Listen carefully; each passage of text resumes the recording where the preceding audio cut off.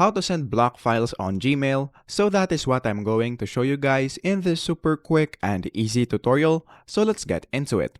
So the first thing that we need to do right here is to, of course, open our Gmail. And then once you do that, just open another tab and then open your Google Drive. Once you're now here, what we are going to do is to look for the file that we want to send. So let's say, for example, that we want to send this one right here. So this is just an example. So you could be sending a different file, whether that would be about your work, about something else. So let's say, for example, that this is the file that we want to send. Now, what we're going to do next is to just right click on that part. What we're going to do is to compress it into a zip file. Once you compress it into a zip file, this is what it will look like.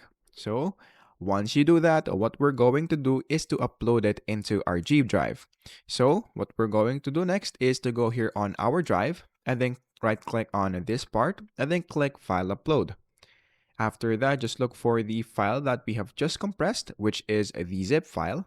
And then once it is done, as you can see, we have now uploaded it. Now, what we're going to do next is to right click on that file and then click Share and then click on Share again. Make sure that you have the general access to anyone with the link. Once you do that, just click Copy Link right there and then click Done. After that, let's go back into our Gmail, and then this time we're going to click on Compose, and then of course just put the recipients of your email, and then of course just paste the link, and then of course press Ctrl K. After that, it will turn into a link. All you have to do is to click the send button. After that, if you view the message, this is what it will look like.